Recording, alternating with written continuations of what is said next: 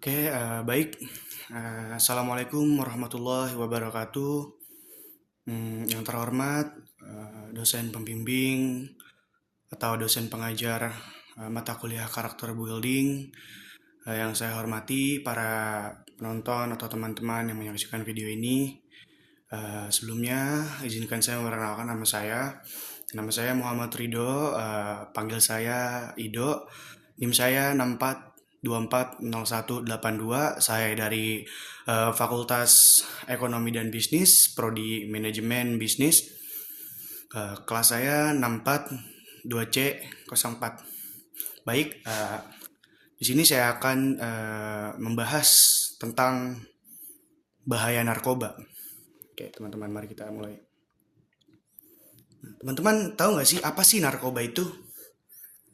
Ya, baik. Narkoba itu singkatan dari narkoba. Narnya itu narkotika, psikotropika, dan zat adiktif atau bahan berbahaya lainnya. Nah, definisi umum narkoba itu adalah zat kimia yang dapat mempengaruhi fungsi otak dan sistem saraf, mengubah persepsi, suasana hati, kesadaran, kognisi, atau perilaku seseorang. Penggunaan narkoba secara berlebihan atau penyalahgunaan dapat menyebab ketergantungan dan masalah kesehatan yang serius ya teman-teman. Jadi bahaya banget ya teman-teman. Dari kita lihat di sini definisinya narkoba itu adalah bahan-bahan atau zat-zat yang berbahaya yang dapat merusak tubuh ya teman-teman. Maka janganlah. Oke, nah di sini narkoba juga memiliki golongan ya teman-teman ya, bukan manusia aja nih golongan narkoba juga punya teman-teman. Oke, penggolongan narkoba. Nah, narkoba bisa digolongkan menjadi 3. Apa aja sih teman-teman? Yang pertama itu ada uppers atau stimulants.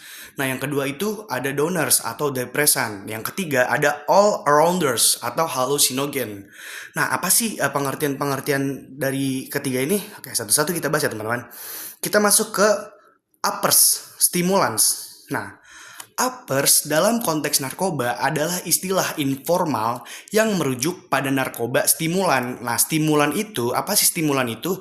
Nah, stimulan itu adalah jenis zat yang meningkatkan aktivitas sistem saraf, pusat, dan tubuh, memberikan efek peningkatan energi, kewaspadaan, dan euforia. Nah, mereka juga dikenal sebagai penambah semangat, teman-teman. Nah, stimulan ini mereka juga bisa dikenal sebagai penambah semangat ya, teman-teman ya. Nah, karena efeknya yang membuat pengguna merasa lebih bersemangat dan berenergi gitu. Jadi semacam doping lah teman-teman ya. Nah, contohnya itu stimulan tuh ada opioida. Nah, di opioida ini ada morfin, heroin, dan kodein. Nah, yang kedua ada sedatif. Nah, sedatif ini isinya ada obat penenang ya teman-teman ya. Nah, yang ketiga itu ada hipnotik atau obat tidur dan tranquilizer. Uh, itu tuh kayak semacam obat anti cemas gitu. Nah, yang mereka juga punya golongan. Nah, golongan kedua itu ada golongan stimulan upper. Nah, adalah jenis nafza yang merangsang fungsi tubuh dan meningkatkan kegairahan kerja. Nah, jenis ini membuat pemakainya menjadi aktif, segar, dan bersemangat. Nah, itu semacam doping ya. Itu biasanya dipakai sama pemain-pemain bola di Eropa tuh. Ini kayak gini berarti. Ini bisa kita lihat gambarnya di sini. Ini adalah ilustrasi gambar nafza ya, teman-teman. Sorry. Oke, bisa kita lihat. Ya, seperti itu ya teman-teman ya. Dia semacam seperti garam gitu. Oke, kita lanjut ke yang kedua, ada donors atau depresan. Nah, donors atau depresan dalam narkoba merujuk pada obat-obatan yang bekerja dengan cara memperlambat fungsi otak dan sistem saraf pusat. Istilah ini digunakan karena obat-obatan ini dapat menyebabkan efek seperti relaksasi, mengantuk, dan mengurangi kecemasan atau ketenangan. Nah, biasanya nih orang-orang kayak gini masalahnya mereka tuh terlalu banyak masalah jadi pengen tenang atau gimana. Tapi ya kalau misalkan makin narkoba juga kita nggak bisa membenarkan ya teman-teman ya. Maka jauhilah narkoba ya kan. Oke, lanjut ya. Secara umum, depresan menyebabkan penurunan aktivitas otak dan dapat menyebabkan berbagai efek, mulai dari ansiolisis, mengurangi kecemasan, hingga sedasi atau menenangkan, dan bahkan anestesi atau pembiusan, teman-teman. Sebenarnya narkoba ini di tenaga kesehatan juga beberapa ada yang memakai untuk obat bius gitu. Cuman kalau misalkan pemakaiannya berlebihan, itu tidak baik ya, dapat merusak tubuh ya, seperti definisi narkoba pada umumnya gitu. Oke. Obat apa sih yang termasuk golongan depresan? Yang pertama itu ada alkohol, yang kedua ganja, yang ketiga ada benzodiazepin, yang keempat ada heroin, dan yang terakhir ada opioid. Nah, ini kita lihat ilustrasi gambar ganja ya teman-teman ya. Oke, nah ini teman-teman bisa lihat sendiri, ini ganjanya seperti apa nih? Dia kayak ini ya, daun apa sih, daun pepaya ya teman-teman ya. Oke, kita lanjut ya.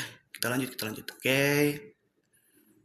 Nah, yang ketiga kita masuk ke all rounders atau halusinogen ya teman-teman ya. Nah, all rounders dalam konteks dalam konteks narkoba khususnya terkait dengan halusinogen mengacu pada kelompok narkoba yang dapat memberikan efek halusinasi. Sebenarnya definisinya hampir sama kayak yang sebelumnya, kayak depresan. Cuman kalau dia lebih ke kayak tenang, nah kalau yang all rounders ini kayak lebih ke halusinasi gitu teman-teman. Jadi kita pas pakai itu kayak ini bukan saya pernah pakai ya. Jadi pas kita pakai itu kayak melayang-melayang gitu. Saya kayak halusinasi lah. Oke lanjut, mengacu pada kelompok narkoba yang dapat memberikan efek halusinasi yaitu perubahan persepsi dan sensasi yang membuat pengguna melihat, mendengar, atau merasakan sesuatu yang sebenarnya tidak ada. Nah itu sama aja kayak halusinasi ya teman-teman ya. Oke, istilah ini menekankan kemampuan zat-zat ini untuk mempengaruhi berbagai aspek persepsi dan pengalaman sensorik. Nah, jenis-jenis halusinogen itu ada LSD, peyote, PCP, psilocybin, dan lain-lain. Nah, hampir semua halusinogen ilegal ya teman-teman ya. Iya, pokoknya kan kalau yang banyak gitu yang bikin-bikin halusinasi kayak alkohol juga termasuk gitu kan. Itu sebenarnya ilegal ya teman-teman ya. Ada yang legal, cuman rata-rata itu hampir semuanya gitu, hampir semuanya itu ilegal gitu ya teman-teman. Dan para peneliti tidak menganggap penggunaan dalam jumlah berapapun aman ya. Jadi teman-teman, nah si all rounders ini sebenarnya dia itu zat narkoba yang paling yang berbahaya gitu, yang paling berbahaya gitu dari kedua yang cuma semuanya berbahaya, cuman ini di antara ketiganya ini yang paling berbahaya teman-teman. Nah ini kita bisa lihat ilustrasi gambar LSD. Nah jadi orang tuh menempelkan LSD-nya di lidah gitu biar nanti ada efek-efek eh, halusinasi ya. Itu saya nggak tahu, cuman ya gitulah. Oke kita lanjut. Nah, apa sih faktor penyebab orang-orang bisa atau pakai kecanduan narkoba? Yang pertama itu ada faktor internal. Faktor internal berasal dari dalam diri seseorang, diantaranya keluarga, ekonomi, dan kepribadian. Nah, jadi teman-teman semuanya yang menonton video ini mohon untuk sangat tidak dianjurkan atau tidak sarankan apabila teman-teman mendapatkan masalah atau yang lain-lain gitu. Jangan sampai pakai narkoba ya teman-teman ya. Masih banyak kok hal-hal yang positif, yang baik gitu yang bisa kita jalankan yang eh, untuk melupakan masalah-masalah kita gitu, atau kita ya harus membuka diri atau harus memberanikan diri gitu untuk eh, menghadapi masalah tersebut ya teman-teman ya. Oke, yang kedua itu ada faktor eksternal. Nah, faktor eksternal ini cukup kuat untuk mempengaruhi seseorang untuk menyalahgunakan narkoba. Berasal dari luar seseorang seperti faktor pergaulan dan sosial kemasyarakatan. Nah, jadi teman-teman yang bilang pilih-pilih teman itu nggak baik. Nah, ini faktor eksternal ya teman-teman ya. Teman-teman pahami ya bahwa memilih teman itu sepertinya harus ya teman-teman ya. Nah, tahapan seseorang memakai narkoba. Yang pertama itu saat seseorang mengalami kecanduan narkoba, seringkali melalui beberapa tahap berikut. Yang pertama itu ada tahap coba pakai. Ya, kayak kita biasa aja kalau misalkan kita pengen ngerokok gitu kan, coba-coba ngerokok gitu.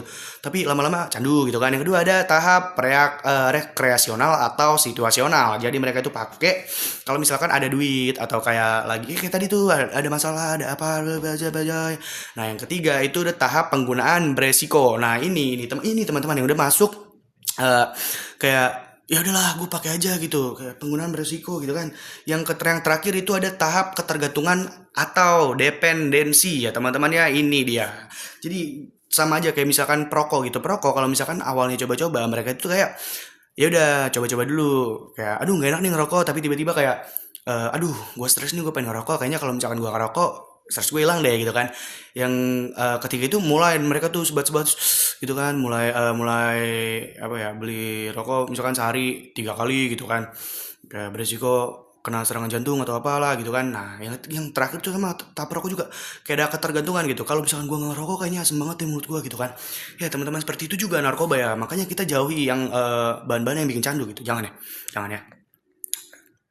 Nah, teman-teman, di sini ada banyak banget nih jenis narkoba yang kini beredar di Indonesia. Itu ada 94 jenis data BNN per Juli 2018. Salah satu contoh jenis narkoba yang baru beredar adalah Gorilla. Jenis ini seperti tembakau dan flaka. Jenis ini merupakan kombinasi antara heroin dan sabu.